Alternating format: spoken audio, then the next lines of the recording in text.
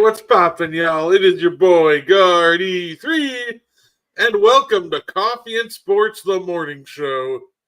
Of course, joining me, just like every Friday, he is the pillar of Coffee and Sports. He is Mo Betta. How you doing, Mo? Doing great. Getting ready to head into the weekend. This is the second leg of our double-double. We're talking sports. Let's get into it. No, absolutely. And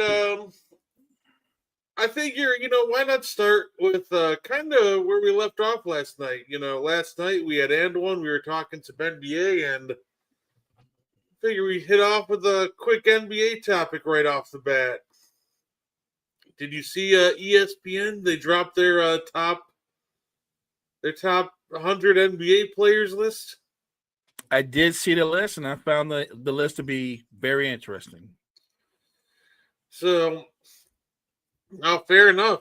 Yeah, me too. They dropped their top 100 for this year, and for their top 10, I'll just read this off real quick. They had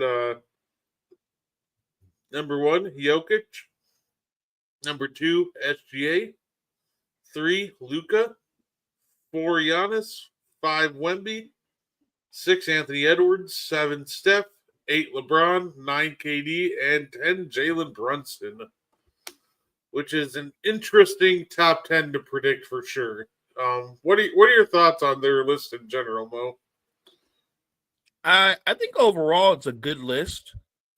If there's a debate, I think some people would debate would you have Jalen Brunson over someone like Devin Booker. But in light of the run that the Knicks just came off of, I don't have a problem with Jalen Brunson being 10. I do think, though, that if Devin Booker is healthy, and no matter what the Suns' successes may or may not be, I think Devin Booker's a top 10 player, but that's me. And you can also make a case, even though injuries have been a problem, Anthony Davis could still be considered a top 10 player to me. Hey, you know what? Hey, it's the year for top 10 player Paulo Banchero. Let's do it. You know what? No one mentioned him, and I do agree. I think he's primed to have not just a breakout all-star, but I think like potentially first team all NBA kind of season. He's that kind of talent. He seems to get better every year. I think Orlando's primed to have a big year with him, with Franz, and obviously the addition of Desmond Bane. When I look at these lists, Brett, the fun part of these lists, it's not the top 10. The top 10 generally is going to be guys that you and I would have in the top 10. It's the other players. Like the guy even if you go all the way back to the very bottom, when you're ranked the 100th best player in the NBA, I'm not sure that's a compliment or it feels like a compliment. And I can make an easy case that RJ Barrett's better than a lot of guys ahead of him. RJ Barrett's at 100. And I could peel off 10 guys from the jump that he's better than that are ahead of him. I don't know how they come up with these lists. I don't know the criteria. But in a basic who's the better basketball player way, he shouldn't be 100th. He should be better than that. Oh, yeah. No, they it's always funny because these like for example, like this when ESPN does this, they always they'll rate role players and put them ahead of actual like stars, like very good role players who are good in their roles. Right. I get that. Like by the way, our guy that we both love, I think Alex Caruso is like in the 50s, the low 50s, right? And I love Alex Caruso, right? He's a terrific player. But I just talked about this last night on And One. A role player, even if you're a terrific role player, you're carrying a different workload to a guy who's the team's best player or franchise player. No, absolutely. And like they have Derek White at 26, who I think is great, but I'm not sure if I can put him over he's always so tough because he's like so good in his role, but at the same time, once again,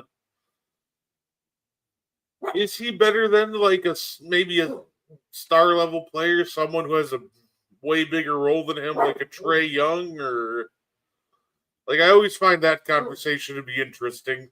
Right, because the argument for Derek White, and I think you would agree with this, would be he's a rock solid defender, an elite defender when needed, and he's a timely shot maker. But he's not a perennial all-star, right? What you could say about him is Derek White's a winning basketball player, and anybody would want him on their team. I don't think nobody would disagree with that. And while we have criticisms of a guy like Trey Young, I don't think Derek White's a better player than Trey Young. I think Derek White is asked to do something different because if you switched him out, no, Trey Young will never defend at Derek White's level. But if you switched him out, Derek White can't do what Trey Young does. And apparently Peanut agrees. Peanut smart, so smart. He is. I'd say, yeah, we the other name I found very interesting is Joel Embiid. They predicted, I guess, some pretty big regression for him coming off the injuries. They put him all the way down at 47. I saw that. I don't know, like, that feels a little low for Embiid. I feel like if he comes back and he even plays at the level like he did last year, like, he's probably still going to be like a top 25-ish player.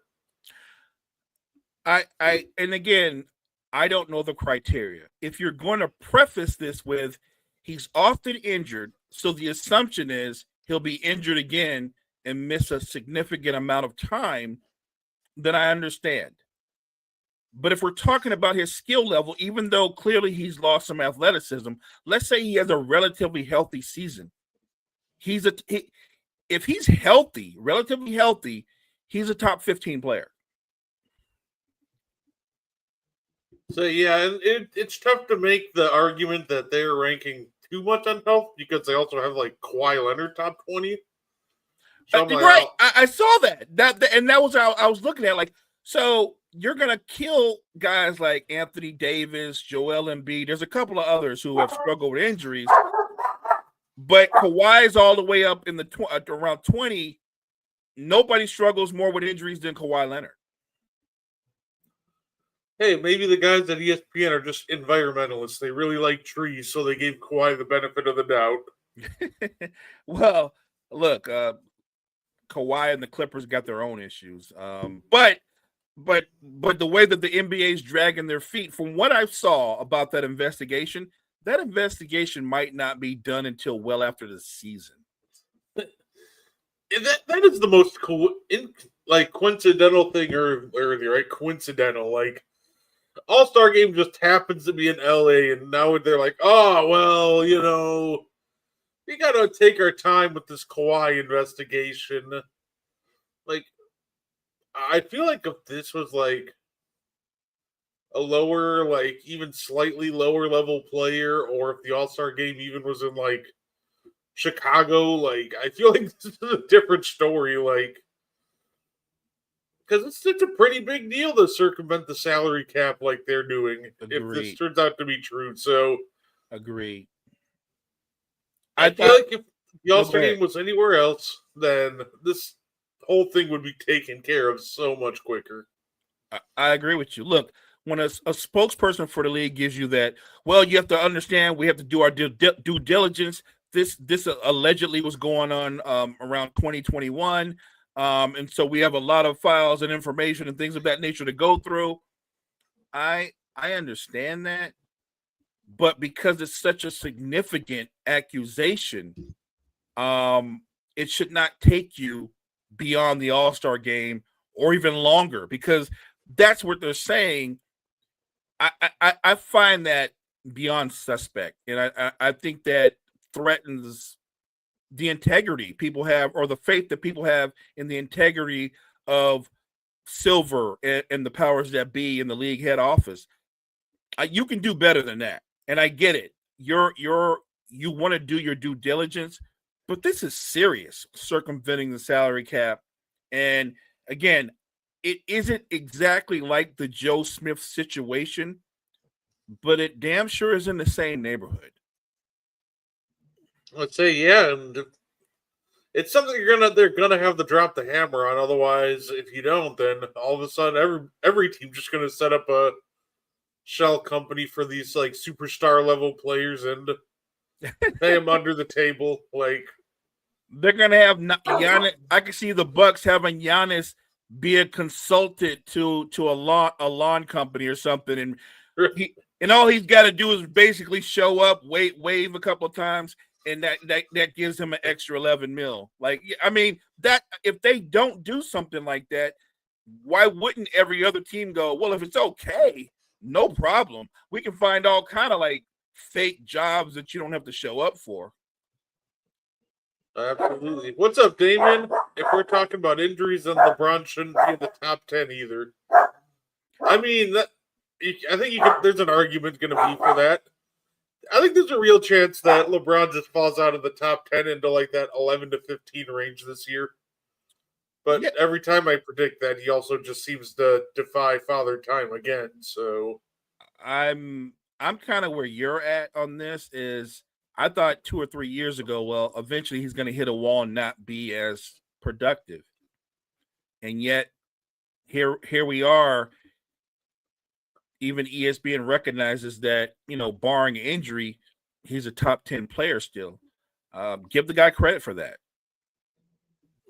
I predicted last year that he'd be, I think it was the 13th best player in the NBA, and he proved me wrong once again.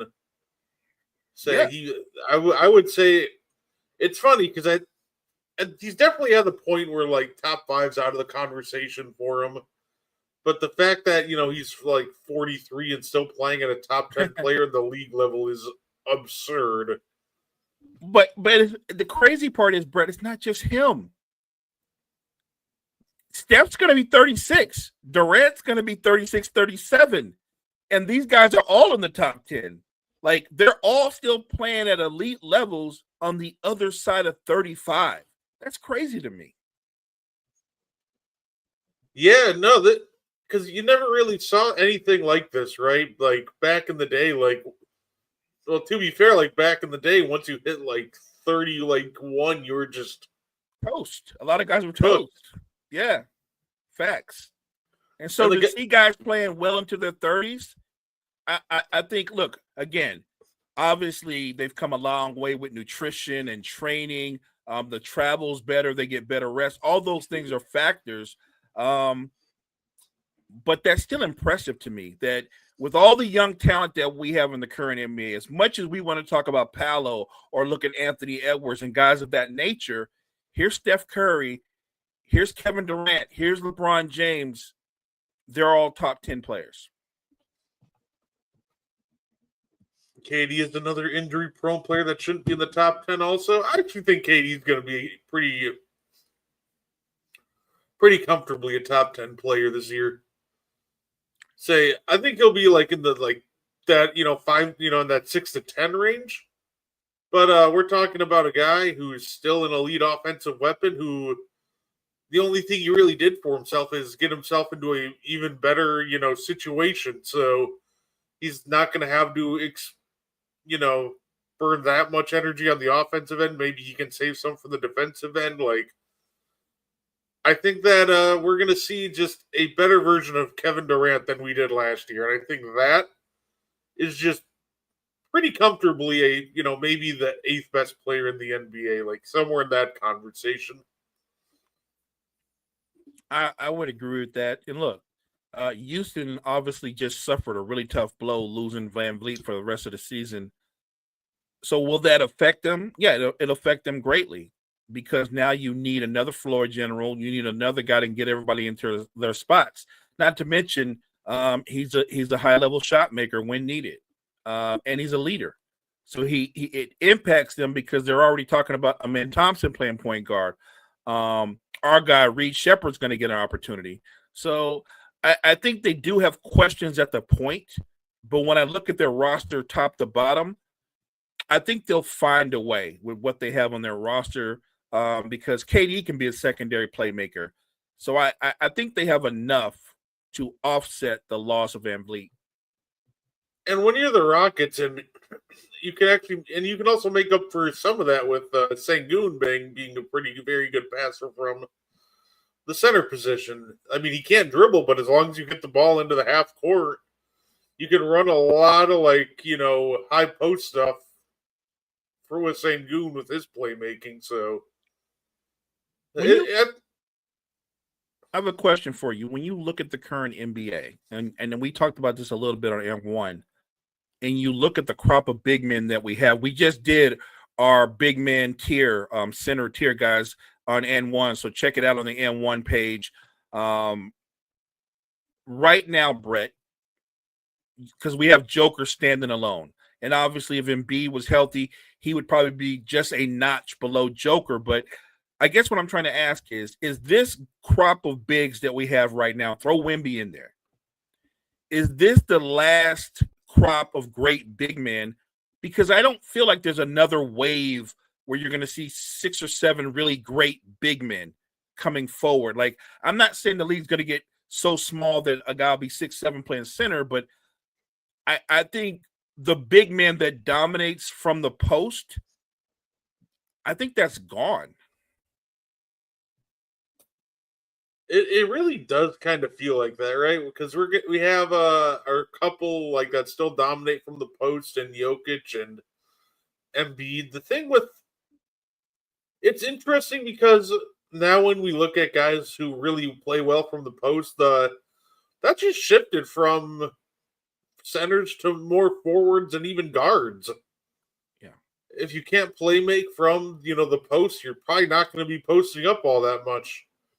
So it's a weird thing to see where we've seen the bigs pretty much go from post centric to more playing more on the perimeter, kind of like CAD, even like Wemby's launching like 6-7 threes a game.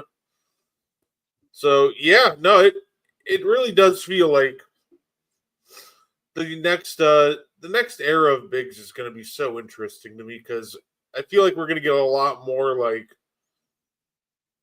Miles Turner and Cats than we are per se overly dominant bigs. So yeah, I'm not sure what the next generation of bigs look like, but it feels like it might not get better than this in the future.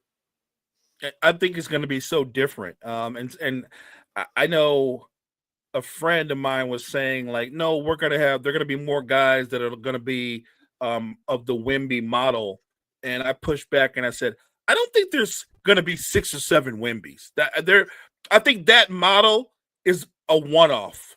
You might find maybe one other guy that's something like that, but I don't think the league is going to have a big influx of 7'5" guys that can put the ball on the floor and do what Wemby can do. I think Wemby kind of stands alone that way.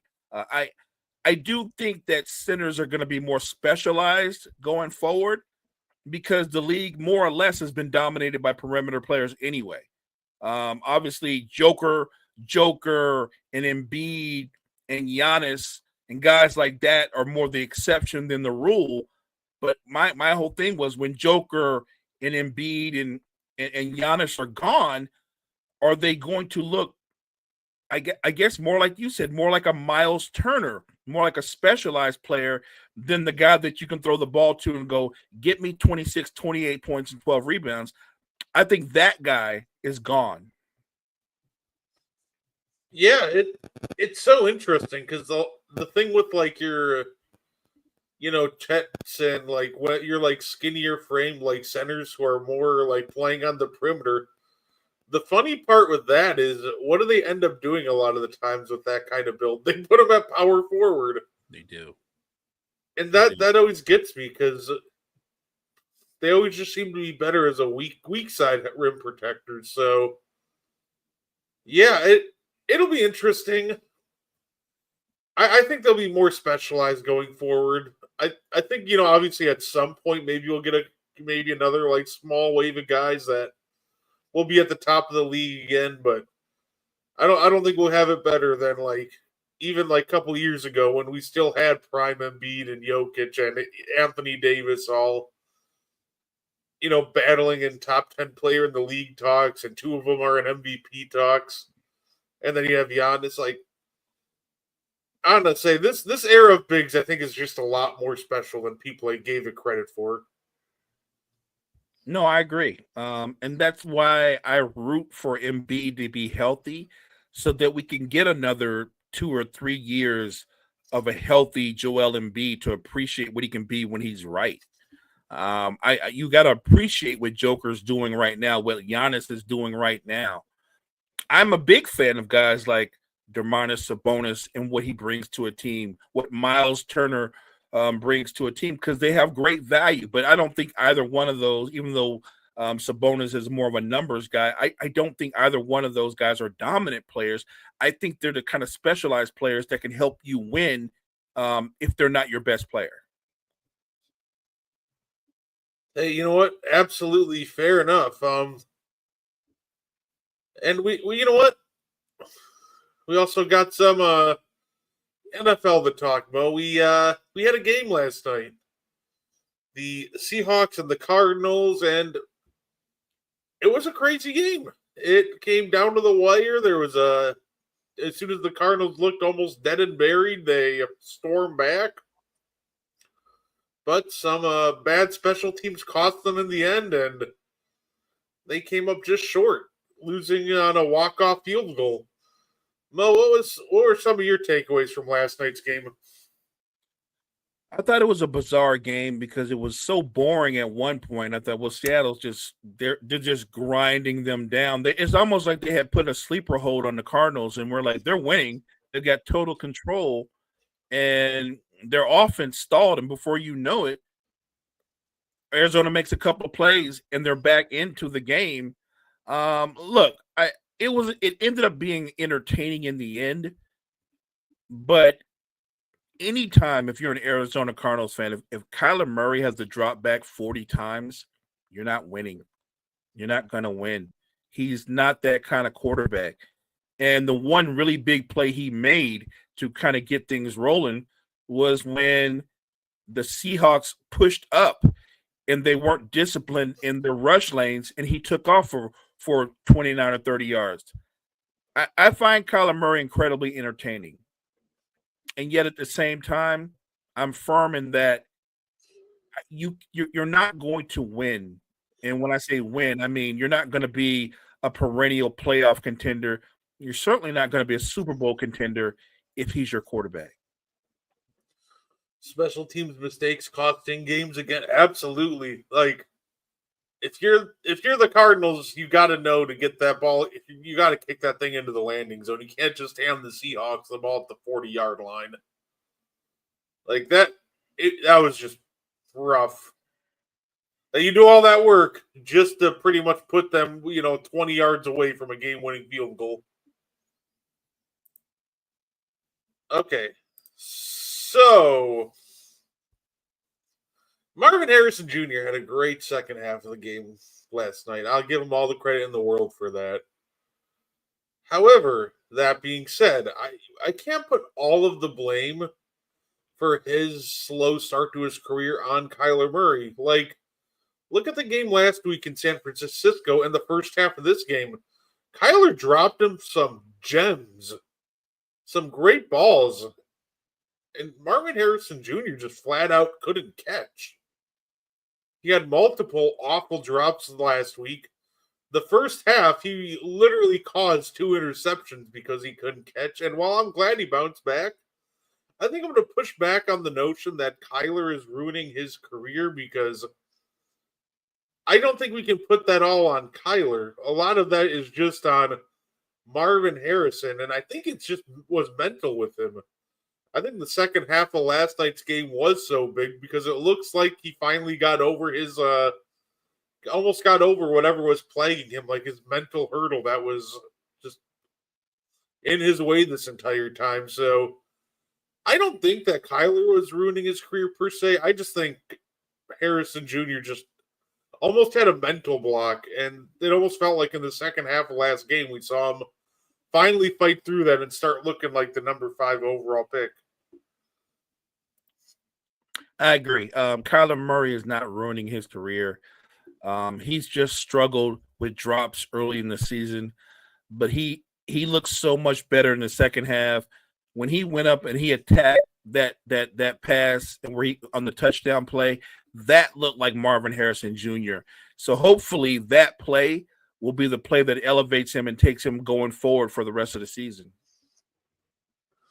No, absolutely. Like I said, I'm hoping for the best for him, and that was my biggest takeaway for the Cardinals, obviously, and that's kind of the biggest thing going for him right now. You lost the game, but if Marvin Harrison Jr. found his confidence in the second half of this last game, and that continues going forward, you know what? That's huge for them.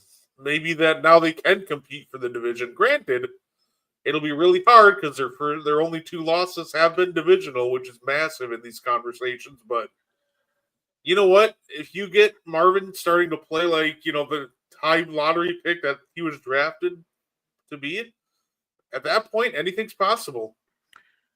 I would agree that I expect he'll be better for the rest of the season. I also think that the Cardinals, I think they're an interesting team. I think they're a scrappy team, but they're in a wrong division. The game ended up being a tight game, but Seattle's the better football team. I picked Seattle to win the game because they're the better football team. So I don't think the Cardinals, barring a siege of injuries, I don't think the Cardinals compete in the division at all. They're not better, obviously, than the Rams. They're not better than the Seahawks, and they're not better than the Niners. Hey, you know what? No, that's fair. They are treading water 2-2, so as long as they keep themselves within striking distance, I don't think it happens, but anything's possible. But at least they're keeping themselves in wild card conversation. So Agreed. I will.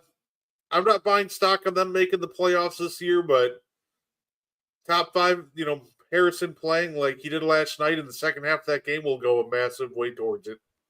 What's up, Cottrell? Hey, what's up, Cottrell? I think in that division, at best, maybe 2 teams go to the playoffs. But they're not going to send 3 teams. Absolutely. And of course, why don't we throw out some predictions for this? Why don't we throw out some predictions for this upcoming week? Let's do it. So I'll ask you. Did you want to predict outright winners, or do you want to predict if teams will cover the spread? I'll just go with outright winners. There, I'll leave the spread for the gamblers. We got a few gamblers, I'm sure, in the chat. Hey, fair enough. Love to see Marvin get his redemption. Hopefully, it's the switch he needed. I completely agree. Me too, Cortrell. I'm with you. All right. Well, let's start right away in the morning. 8:30 a.m. I gotta be up early for that one. Shoot. Viking Steelers. You got old man Rodgers or Brian Flores defense taking this one home? I'm going with Brian Flores defense. I think Brian Flores defense gets a couple of turnovers off the Steelers. One, maybe a pick by Rodgers and a fumble from somebody else. But I trust Brian Flores more than I trust the Steelers offense.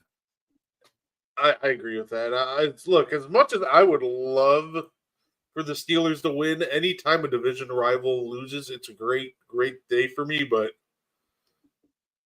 that defense is just playing too motivated. They're too good, especially last week. Isaiah Rodgers just had genuinely one of the better quarterback games you're ever going to see in your lifetime. And I think they'll continue that momentum. As long as Carson Wentz don't lose them the football game, I think they should handle the Steelers just fine. Yeah. I almost forgot about the Wentz factor. So I'm not changing my pick, but the caveat obviously is as long as Wentz protects the football. Yeah, he did. And him throwing Mike Williams under the bus after the game, lost that guy a job.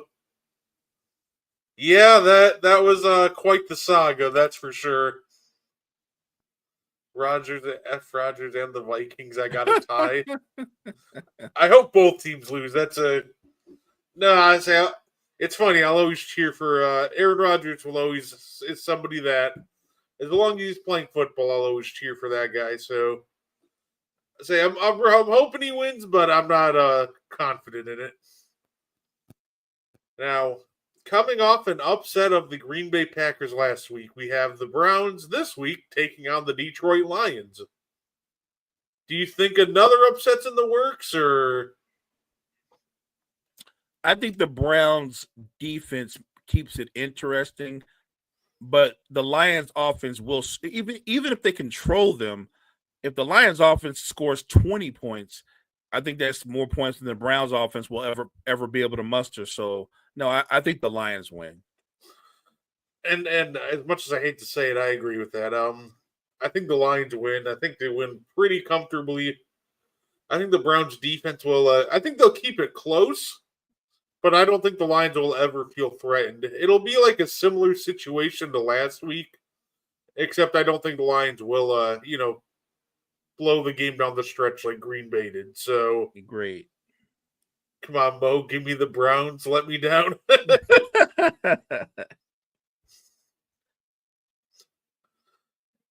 Say, question is to say Gannon can save his job if Kyler gets traded and they draft another QB.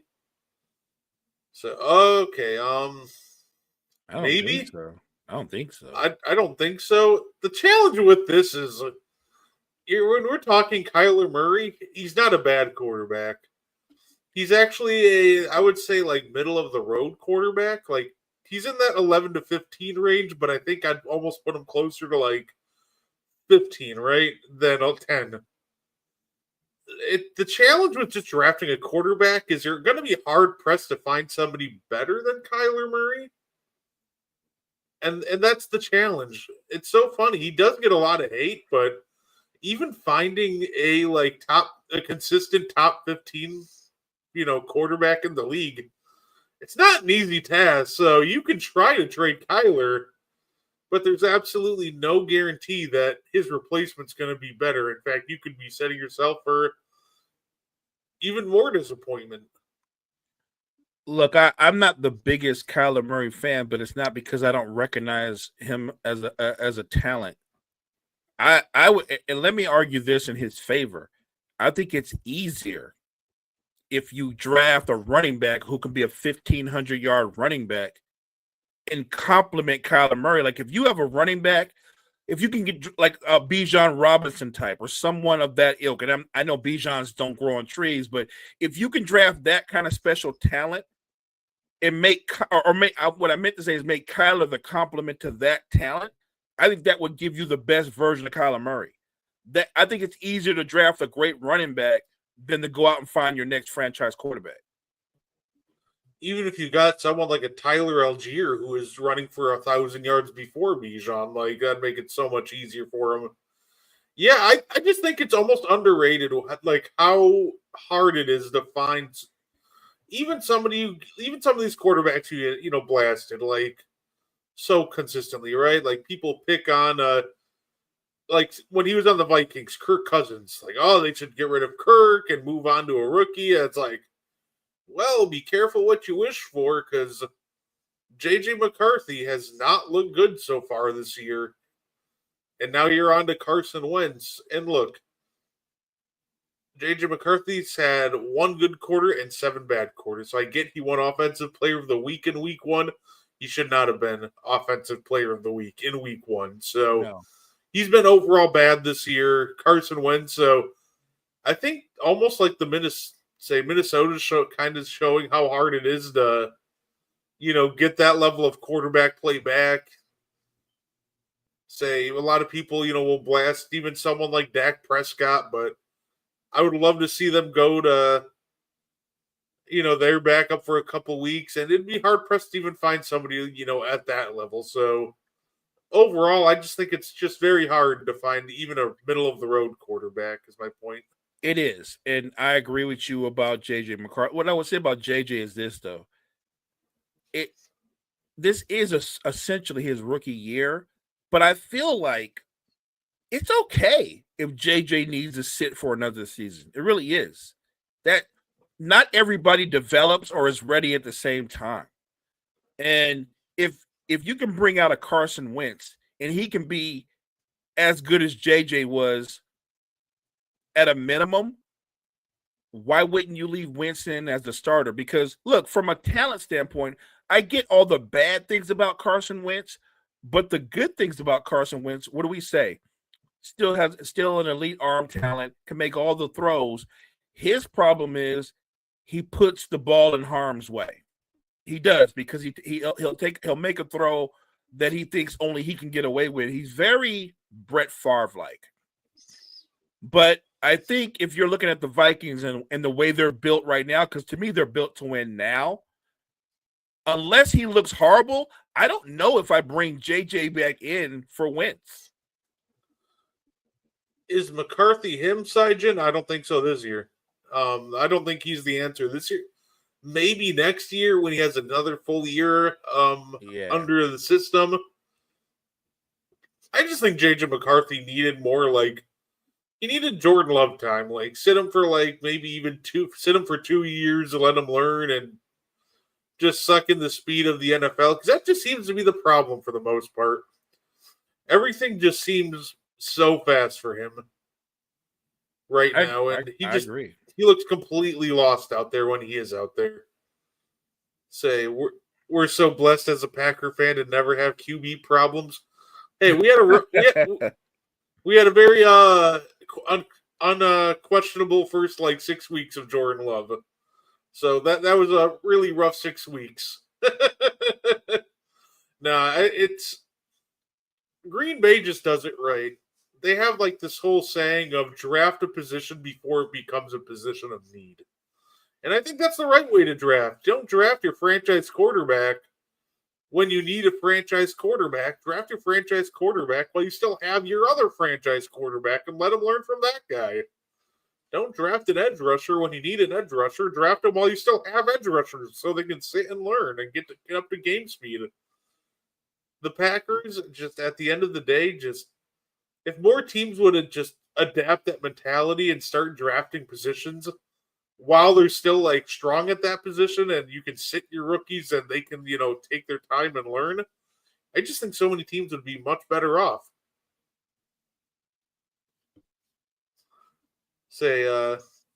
We got Chargers and Giants. I would love for an upset, but we're getting the first game of Jackson Dart.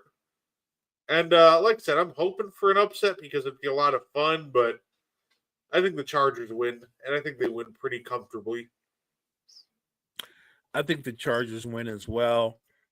I think Jackson Dart is going to get the same experience that Russell Wilson got, and he's going to realize that the speed of the game is a lot quicker than it was in preseason.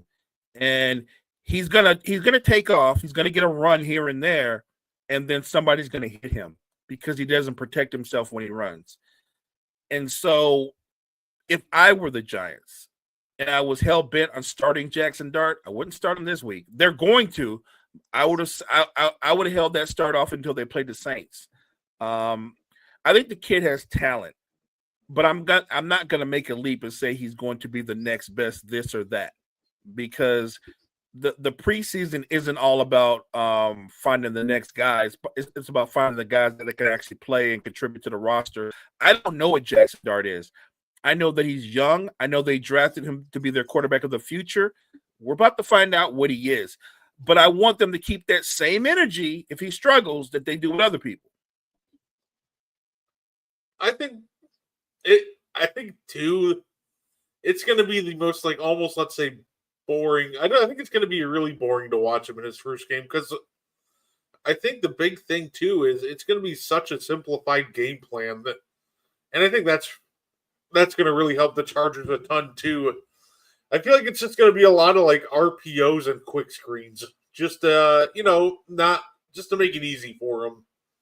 So a simplified game plan against the Chargers, that just seems like an easy Chargers win. I think the Giants' front four, I think they make it a low-scoring game. I don't doubt the Chargers win, but I don't think it's a blowout. I think it's more like a 20-10 football game, maybe 23-10. Oh, fair enough. Chargers seem to have the best receiving room in the league so far. They look scary. Quentin Johnson remembering how to catch a football has been so huge for them. That's just. I was not sold on them before the season started, literally because of that receiving room, and the injury to Rashawn Slater, but also Quentin Johnson's drop issues. And him, just at no point did he show that he was on his way to being over them. Him just coming into the season and catching everything, that's been massive for them. So they went from now they're going to make me look like an idiot because I was low on Herbert in my QB prediction list, which is fine. I like that. I'm happy that they're doing well. And yeah, they look dangerous. They look like they could very well threaten for in the AFC to possibly go to a Super Bowl this year. I like their receiving room, especially bringing back a vet like Keenan Allen, who's always been a great route runner, a chain mover. He's not going to push it downfield, but he operates in the seams. He's a master of that. So I think he just bolsters up that receiving room. I like this Chargers team. And the thing is, they haven't even gotten the run game going. If they can get Amari and Hampton going to complement what Herbert is doing with that receiving core, they're going to be a problem. Have Reverend Jameis on standby. I still don't know what Jameis is doing there, honestly. Kyle knows what I'm talking about. I don't wish injury on anybody, but I'm telling you, Jackson Dart's mentality and his playing style is not his best friend. Yeah, I thought they were going to go to Jameis before Dart. I really did. I thought they got him so they could take their time with Dart, but I don't know how I feel about them just skipping right over Jameis. I wanted to see. I don't know about you, but as a fan, come on, tell me you didn't want to see Jameis. I wanted to see Jameis because he is never boring. Yeah, absolutely. Like Jameis and Neighbors would have at least been entertaining because Jameis isn't throwing it away on fourth down. He's at least chucking it up to Malik Neighbors 15 times a game. And Malik Neighbors would love Jameis Winston. Now, there's going to be times he's going to be cursing at him because Jameis is going to throw some pick sixes. But on the other times, he's going to be hitting him in full stride downfield on a 40-yard crosser. So, yeah, I look, if you're a wide receiver and you want your numbers, Jameis is your guy. No, absolutely. I think starting Dart now is a good thing, especially facing a good team. It kind of goes back to what I was saying about quarterbacks. It's you got to draft one when you don't need one. But if you do draft one, you don't want to destroy their confidence early. And I think you're at risk of doing that with Jackson Dart against the Chargers. Like, that's why I was very surprised that they did this, because you don't want to destroy the young man's confidence early, because that kills a lot of quarterbacks' careers. It's just a very questionable decision by a very questionable regime. That's all I was saying. So just hear me out, Chad. Just hear me out. If you start Dart and he takes a beating versus the Chargers, of course they're going to bring him back for the Saints. And for whatever reason, because the Saints have lost, but they haven't been not competitive. And he takes another beating. Because remember, the Giants' offensive line, one of the worst in football. One of the worst in football. Do you want to destroy your young quarterback's confidence and his body, literally? I just at the cost of your future, because if you destroy his confidence and he's still on your roster, you're going to find yourself in the same situation in another year or two looking for the next guy. I wouldn't have rushed starting Jackson Dart. I know why Daboll did it. Because you all know the mandate was make the playoffs or you're fired. So Daboll realized we're 0-3 with Russ. I can't wait. I got to get some energy. I got to do something different. I get that. That's a pressure move and a panic move. I don't think it's the best move. Jameis is a good player, but the problem with Jameis is you're not going to win games. I mean, to be fair, what quarterback on that roster are you winning games with? Jameis gives you, I think, the best chance to win games. But when it comes to that Giants quarterback room, you're just not winning very many games with that quarterback room. If it was like 2017, you'd be set. But in 2025, Rush, Jameis, and a rookie, yeah, that was just never going to cut it. That's something we knew coming into the year. You know what? While we're on the subject of the Giants, because this is something we do on N1 a lot, we dip off into a side conversation. So real quick, because we're talking Giants. Eli Manning's a Hall of Famer, right? We agree? Yeah, I think he'll sneak in. Okay, but you do think he gets in, right? Yeah, I think he gets in. Is Russell Wilson a Hall of Famer? Yeah, they're gonna sneak him in too. He's so weird in the sense that he was so good in the beginning, but post like Seahawks, and I think you could even argue like his last year or so with Seattle, he's just fallen off so hard that he's almost like trying his hardest to play his way out of the Hall of Fame. I think what he did, in those first, let's say 8 years, even after the Legion of Boom was pretty much done and he was still going 12-4 in like 2018. Right. I think that's what's going to get him in. But yeah, this second half of his career with Denver has been so rough. But see, that's my point. We forget. We do this all the time in sports.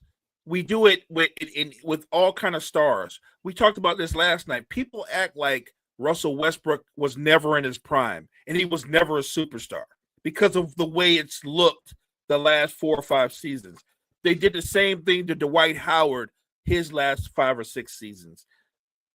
I get it. Russell Wilson hasn't looked great post the Seattle Seahawks, but I'm talking about the breadth of his career the same way people should look at the breadth of Eli Manning's career, because all I hear is, well, Eli's got the 2 Super Bowls and he's got 2 Super Bowl MVPs. He does. That's facts. And he beat the GOAT twice.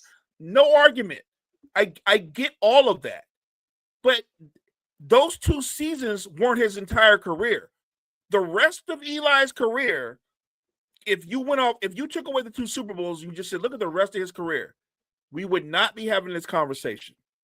The rest of his career is not even, well, the Giants got the playoffs and lost. No, the rest of his career, they were bad. They were always bad. And he was bad. Like, if his last name wasn't Manning, I still don't know if he'd get in the Hall of Fame. I'm not killing Eli because he did go on 2 of the greatest playoff runs in NFL history. And to beat who he beat, you got to give him all the credit in the world. I'm not taking away from that.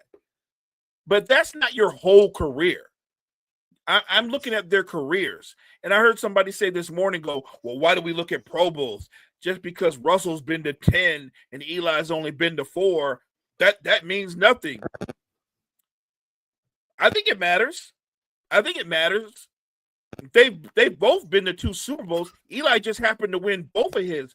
If not for the worst play call in NFL history, Russell would have won 2. Yeah, it's one of those things with no, I completely agree with that. The Eli conversations are interesting too, because a lot of people, they almost forget, because they'll bring up, the 2 Super Bowls. I think they forget that the offense did not look particularly impressive at all in either of those Super Bowls. Like that was one on the strength of the defense in both of them. And the offense did just enough. So Eli Manning in one of the Super Bowls got away with the greatest Hail Mary pass in the history of Hail Marys, when, you know the play, he should have been sacked, spun out of it, didn't know where he was, and just threw the ball up. And the receiver went up and basically caught it with his face mask. Remember that? And Rodney Harrison couldn't, like, that wasn't Tyree. Right. That wasn't look at Eli Manning precision passing. That was pure luck. That had nothing to do with being a great quarterback. Now, in the second Super Bowl, you could argue Eli threw one of the greatest strikes in Super Bowl history when he hit Mario Manningham on that sideline route. That was a great throw. Give him all the credit in the world. But what was consistent in both of those Super Bowls, that Giants defense played lights out in both of those Super Bowls. That's why they won those Super Bowls. The same way we acknowledge how great their Legion of Boom was in their 2 Super Bowls, the Giants defense, if think about how great Brady's offense was, to keep that offense in control the way they were able to do. Look, I'm taking nothing away from Eli. And I'm not even doing that just because he gets in, rush to get in. I think that if you stand on Eli's career and say he's a Hall of Famer, I'm not not discounting that. I'm telling you, don't look at Russell Wilson the way you look at him right now today and not act like he didn't do a lot of winning and he wasn't a 10-time Pro Bowler prior to the last few seasons. Eli getting in open. Hilariously enough, like these guys, literally for pretty much every year that they played in the league against each other, like Russ was better than Eli. Phillip Rivers was better than Eli. Matt Ryan peaked at an MVP level, which is something Eli never did. So it's funny because actually all three of these guys I think are better quarterbacks than Eli, but I'd get slaughtered. I'd get slaughtered online for that take, wouldn't I? You will, because look, what we can't erase is the two great Super Bowl runs, and he's a 2-time Super Bowl MVP. Again, not easy to do. I'm giving him his flowers for that, but he did play.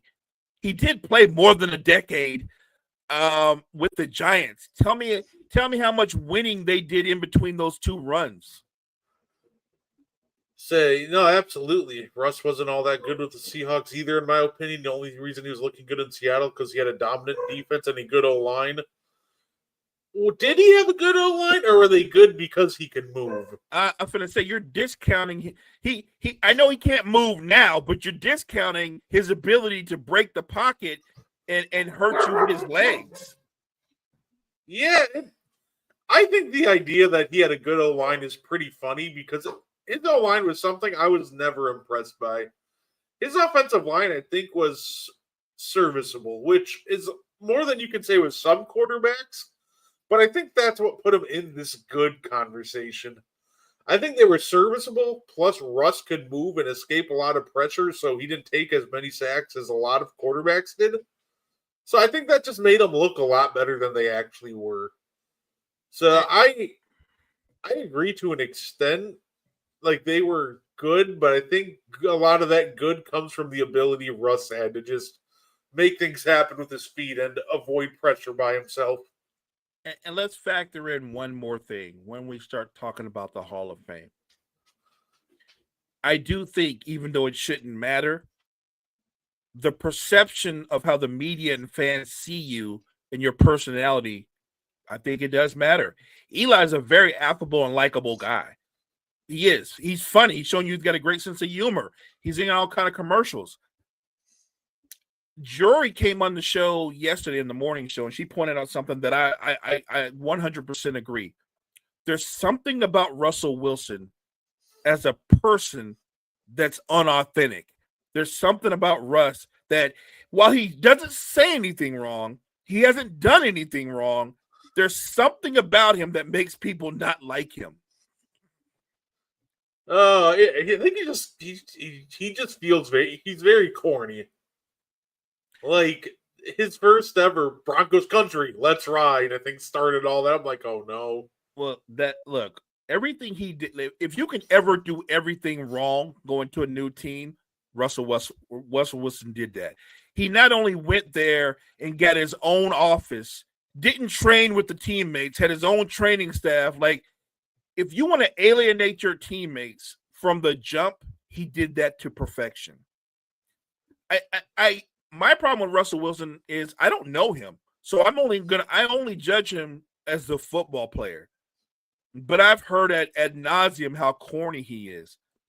I think he's corny when you listen to him give these boring, same remarks in a post-game interview, because he doesn't give you anything authentic or real. Like, if you listen to him talk, it's like he never gets angry. He's never upset. Even if they ask him today, how do you feel about losing your job to Jackson Dart?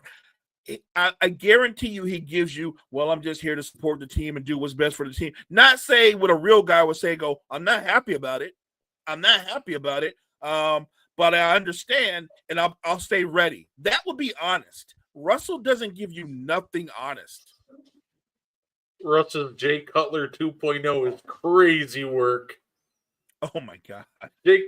Jay Cutler, to be fair, Jay Cutler was maybe just the most. I think that's actually the difference between him and Jay Cutler, because Jay Cutler was very authentic. He told you and he showed he did not care, and it was the funniest thing ever. where even the little things, like you could tell he didn't care on the field, and just even on some plays. My all-time favorite play of they lined him up as a wildcat wide receiver, and he stood there with his hands on his hips the entire time. That was just the funniest thing ever. Yeah, I'm with you. I think the one compliment I can give Jay Cutler is, I think he was being his authentic self. I think Jay Cutler he made no bones about it. Jay Cutler was kind of a jerk. No, absolutely. And we got like 5 minutes left, so we're going to speed around these last couple games. We got Commanders or Falcons, Mo? Who do you got? I'm going Commanders. I have no faith in Michael Penix Jr. I'm not saying the kid can't play. I just don't think he's ready. Say, it's going to be a tough road. For the Commanders, we got Marcus Mariota is starting now, and Terry might be out, so I think it'll be a close game. It'll be a close game. I think I'll go with I think I'll go with the Commanders too. I think they'll still find a way, but it's going to be rough for them. It will be, but that says a lot about Penix Jr. when I think Mariota's going to outplay him. No, absolutely. Eagles, Buccaneers. Buccaneers always seem to be the Eagles' kryptonite. Who you got? Close football game. I'm actually going to go with the Buccaneers in this one. I think that they shut down the Eagles' run game, and I think they control their passing game. I think the Buccaneers win a close, low-scoring game. Hey, fair enough. I got the Eagles in this one. I think with Mike Evans being out, that's a bit rough for the Buccaneers. It might be a little too much for them to overcome. So, all right, Panthers Patriots. What do you think wins this one? I'm going Pats. I think the Pats win it. I think they get a couple of turnovers off of Bryce Young. I think the Patriots win this fairly easy. I'm going to go Pats 24-10. Yeah, I think so too. And I think it's going to be a lot of fun. I think this might be one of the more low-key games where a lot of people won't be watching, but I think that's going to be a very fun back and forth game. I'll take the Patriots as well, but these two teams are very evenly matched. I'll be looking forward to it. Well, Saints Bills mode. Do you think the upset happens? I do not. I think the blowout happens. I don't think this is going to be a close game. I think the Bills win this fairly comfortably. Yeah, I completely agree. I agree, Damien. I could see the Falcons winning, but really, like I said, I think that one will be a fun back and forth game. Say Titans Texans. Hilariously enough, I think this is going to be a close game. What do you got, Mo? Low scoring game. This comes down to whose offense I trust more. Both offenses aren't great. Both offensive lines aren't great. I think the Texans need this game more than the Titans do. I think the Texans have to be desperate. They can't keep letting the Colts get separation in that division. I think the Texans find a way to win. You know what, Mo? I'm gonna pick the upset. I think the Titans pull it out, and Cam Ward gets his first victory, and the Texans keep their downward spiral going. You might be right. I'm just not sure it's an upset. You know what? That's fair. Their lack of addition to the offensive line, I think, will come back to bite them again, and they'll have to go back to the drawing board this offseason. Bills will have the water boy playing in the fourth. Probably will. Kyle, it's wild. So, we got Colts Rams. Who do you got in this one? Does Indiana Jones get his fourth win, or is the undefeated streak over? I think this game is going to test him more than the other games because the Rams are going to be able to score points against the Colts, even though the Colts have a solid defense. I'm going to go with the Rams, but I don't think that means that Daniel Jones doesn't play well. I just think that the Rams outscore them in a shootout. Yeah, I think the Rams beat them. I think the Rams are going to be coming into this game very angry after the way the Eagles game went. And they're just a very good football team. I think this is going to be the best defensive line that the Colts will have faced, the best defense, and as good as their offenses have been, I completely trust the Rams offense more than the Colts. So give me the Rams in this one. We got Jags versus your 49ers. I think this is going to be a close game. I think my Niners find a way to win a low-scoring game. I'm going to say 2017. Oh no, you know what? I think that's fair to say. You know what? I'll go with the Jags. I think the Jags have been playing some pretty good football actually so far this year, and I don't know. I feel like this Mac Jones magic has got to run out at some point. So never, never. Mo, I'm saying it right now, chat. Hear me out. I'm on the Mac Jones train, and I am not saying I'm not still a fan of Brock because I am, but Mac Jones is doing that thing. So let's go. Hey, fair enough. We got Bears Raiders.